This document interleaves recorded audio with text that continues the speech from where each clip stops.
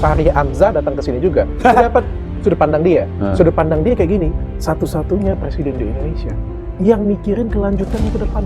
Selama ini presiden Indonesia katanya cuma mikirin kayak 5 tahun atau 10 tahun waktu dia berkuasa nih. Ini ada seorang namanya Bapak Joko Widodo, dia memikirkan setelah ini dia pengen semua program dia masih berjalan. Makanya kayak dia mempersiapkan pimpinan selanjutnya untuk melanjutkan program-programnya dia. Untung Fahri Hamzah ngomongnya malu dong, kalau ngomong sama gue banting tuh omongan tuh. Bang Fahri, kawan kita. Tahu nggak kenapa dong? Komika Panji Pragiwaksono terkesan menahan tawa saat Dr. Rika Tleh mengungkapkan pikiran Fahri Hamzah terkait Presiden Jokowi yang menurutnya punya visi panjang tentang Indonesia 2045. Mendengar pemaparan Dr. Rika, Panji Pragiwaksono tertawa mengejek lalu memberikan jawaban. Coba Fahri ngomong di depan saya, sudah saya banting itu argumennya. Pak Joko Widodo, dia memikirkan setelah ini dia pengen semua program dia masih berjalan. Makanya kayak dia mempersiapkan pimpinan selanjutnya untuk melanjutkan program-programnya dia. Untung Fahri Hamzah ngomongnya malu dong, kalau ngomong sama gue banting tuh omongan tuh. Bang Fahri, kawan kita. Tahu nggak kenapa dong? Dr. Rikat awalnya bercerita bahwa politisi Partai Gelora tersebut pernah datang ke podcastnya lalu mengutarakan pikirannya. Jokowi adalah satu-satunya presiden Indonesia yang memikirkan keberlanjutan. Biasanya seorang presiden cuma memikirkan 5 tahun sampai 10 tahun ia berkuasa. Ini ada seorang presiden yang bernama Jokowi memikirkan setelah ini agar semua programnya tetap berjalan. Maka ia mempersiapkan pemimpin selanjutnya untuk melanjutkan programnya. Mendengar hal tersebut, Panji menjawab, untung jawabnya sama elu dok, kalau sama gue sudah pasti gue banting argumennya. Bang Fahri pun tahu itu kan omongan kecap. Masa ada presiden yang nggak peduli sama keberlanjutan programnya? Masa SBY nggak peduli sama keberlanjutan programnya? Nggak mungkin. Itu obrolan yang omongan yang sangat subjektif. Bahwa Pak Jokowi adalah presiden pertama dalam sejarah Republik ini yang peduli dengan keberlanjutan. Gua kasih tahu sesuatu yang objektif dan data. Presiden Jokowi adalah satu-satunya presiden Republik Indonesia dalam sejarah yang anaknya jadi kepala daerah. Panji lalu melanjutkan, jika itu omongan kecap, masa ada presiden yang tidak memikirkan keberlanjutan programnya? Masa Susilo Bambang Yudhoyono tidak memikirkan keberlanjutan programnya? Itu tidak mungkin. Itu adalah omongan yang sangat subjektif. Kalau fakta dan data, Jokowi adalah satu-satunya presiden dalam sejarah yang anaknya dan menantunya menjadi kepala daerah. Panji lalu melanjutkan, jika ada yang bertanya salahnya di mana politik dinasti, itu kan dipilih oleh rakyat. Panji lalu menjawab, Jokowi punya anak di eksekutif dan legislatif, lalu omnya di yudikatif. Artinya Jokowi punya perwakilan semua orang di trias politika, eksekutif, legislatif, dan yudikatif. Hal ini yang bisa menjadi pertanda bahwa Jokowi ingin mengubah negara demokratis ke dalam negara kerajaan. Seorang bertanya, salahnya di mana? Oke, sekarang lu punya menantu wali kota, lu punya anak wali kota, jadi lu punya orang di eksekutif, om di yudikatif, anak di legislatif. Menantu di mana? Kan anaknya Kaisang kan legislatif kan? Iya. Menantu di wali kota kan? Iya.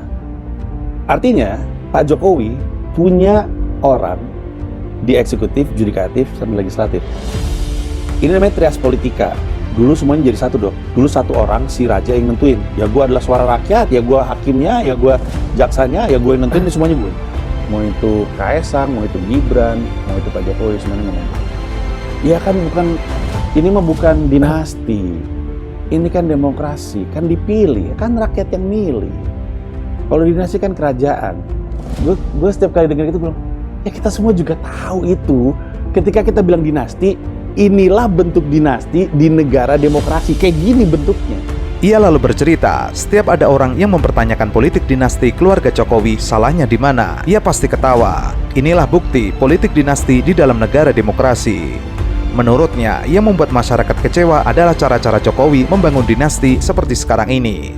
Kalau seumpama Jokowi kecewa menjadi korban dinasti keluarga Soekarno, solusinya jangan bikin dinasti tandingan. Jika Jokowi melihat jeleknya dinasti dari Soekarno, Megawati hingga ke Puan, masa solusinya adalah membuat dinasti yang baru? Indikasi Jokowi membangun dinasti itu faktanya sudah kebanyakan.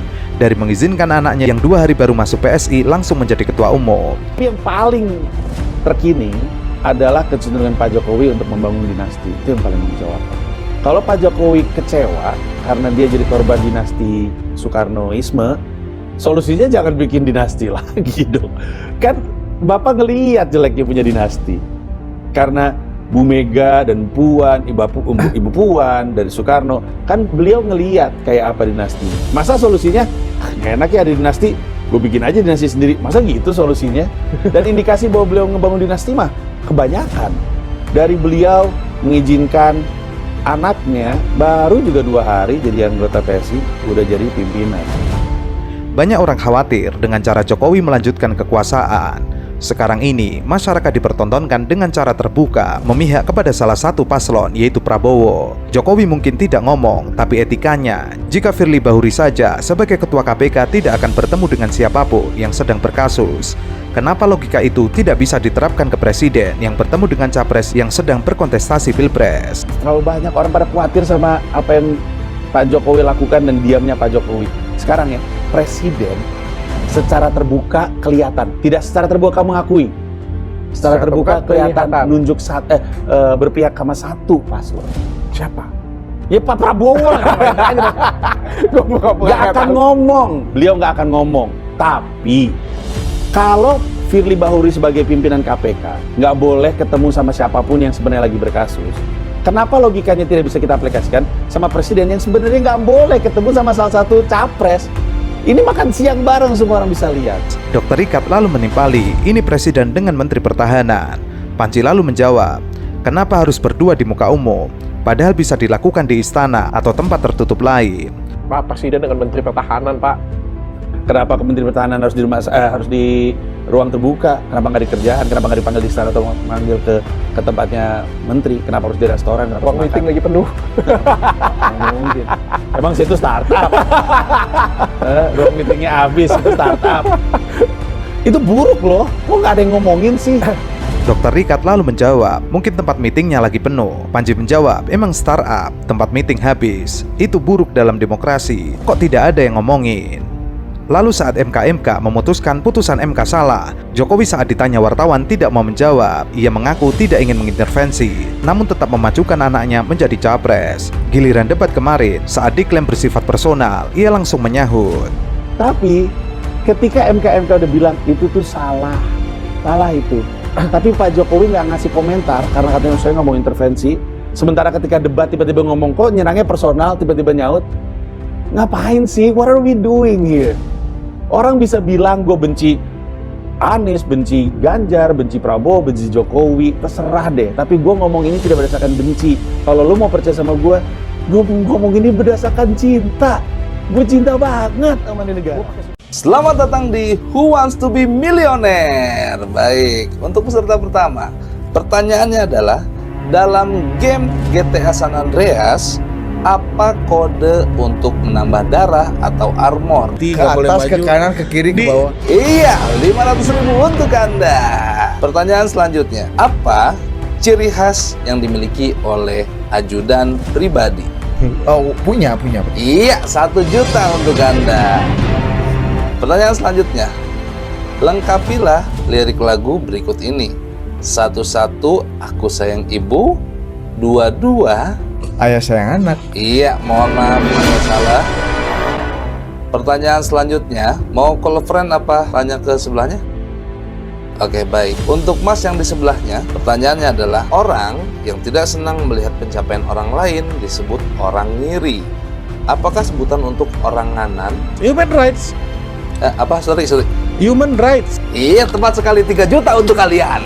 Panji Pragiwaksono tengah menjadi perbincangan. Perdebatan Panji dengan host Total Politik Ari Putra dan Budi Adiputro soal dinasti politik menyita perhatian publik. Panji secara tegas menolak praktek dinasti politik, sebab menurutnya praktek ini menghancurkan sendi-sendi demokrasi. Hal ini kemudian yang kerap membuat Panji bersuara. Politik dinasti. Kan itu kan hak warga negara, Bang, mau lu dinasti mau enggak ya. You saying this? Ya, ini kan No, you saying this. ini pernah Ari Putra saying this. You Bang, saying this. Ini pernah digugat orang ke MK dan diterima oleh MK loh. Awalnya, Panji kaget dengan pernyataan Ari. Ia seakan tidak menyangka Ari membenarkan praktek dinasti politik. Perdebatan kemudian berlanjut. Ari Putra mengutip pendapat Mahkamah Konstitusi yang membolehkan dinasti politik. Tidak puas dengan jawaban tersebut, Panji kembali menegaskan dan meminta pendapat Ari Putra dan Budi Adiputro. Panji berkeyakinan dinasti politik adalah salah. Lebih lanjut, Panji kemudian meminta ketegasan Ari dan Budi Adiputro soal politik dinasti. Ke kiri ke Di- bawah. Gue ganti bahasanya. Jadi menurut lu dinasti politik, Ke MK. Ini MK, pendapat MK. Ini gue nggak nanya MK, gue nanya lu. ya kan gue sebagai warga negara konstitusional dong. Kan gue berbicara hak warga negara. Tapi punya opini kan? Iya, Lu punya kan? opini nggak? Apa? Terhadap ini punya opini nggak? Oh, punya. Opini lu apa? Opini. Punya. Opini lu apa? Gue Asian value gue. Man, cut that stupid shit. Just say what you mean. Ia lalu menjawab bahwa politik dinasti adalah human right. Panji kembali kaget, lalu menyampaikan argumennya soal dinasti politik. Menurutnya, dinasti politik lebih banyak keburukannya. Jauh sebelum dipermalukan Panji Pragiwaksono, host Total Politik Ari Putra dan Budi Adiputera rupanya sempat bermasalah dengan pengamat politik Rocky Gerung. Peristiwa itu terjadi saat Rocky Gerung menjadi salah satu bintang tamu dalam forum diskusi di podcast Total Politik. Kala itu, Rocky Gerung mempermasalahkan pembahasan yang dianggap menghina perempuan. Ia jengkel dengan para host yang justru malah mewadahi pembahasan sensitif itu. Seakan miris dengan hal tersebut, Rocky pun menyebutnya sebagai patriarki. Agak berjarak sekarang ini. Pak Rocky melihat dilema itu nggak Pak Rocky sekarang? Nggak ada dilema di situ. Dilema saya adalah kalian ngomong politik itu seolah-olah itu kertambah istri muda itu kan, itu buruk sekali kan. Jadi Anda mulai dengan satu grammar yang menghina perempuan. Oh, ada istri muda, nanti diganti itu. Oh, ada apa namanya? Poligami itu apa? Dari segi itu otak kalian itu patriarkis semua kan. Jadi ngapain pilih partai-partai yang wakil-wakilnya di sini patriarkis? Termasuk dua dungu ini. Ngapain you layani pembicaraan yang memakai term-term yang bukan ethics of care? Demokrasi, kita bicara tentang demokrasi itu Anda tulis tuh liberalisme tuh, freedom, equality and justice tuh. Lalu Anda bilang, oh itu gampang tuh, ada istri muda yang lagi diincar tuh. Apa dasarnya? Coba kita bongkar tuh cara berpikir itu. Kayak itu memuakkan sebetulnya kan, disgusting. Bicara tentang masa depan keadilan tapi pakai grammar yang merendahkan perempuan. Itu pengantarnya tuh. Itu dilema saya di sini. Satu. Dan karena dilema itu nggak pernah kalian selesaikan, maka gue pulang. Pak Rocky. Mana Pak Rocky? Waduh, Pak Rocky lagi ke belakang dulu Pak Rocky. Oke. Tadi Pak Rocky. Kita lanjutkan gitu. Rocky bahkan menyebut kedua host tersebut dengan sebutan dungu, yang mana panggilan tersebut mengandung konotasi negatif. Rocky lalu semakin muak dengan pembahasan tak bermutu. Rocky akhirnya memilih untuk meninggalkan forum alias walk out.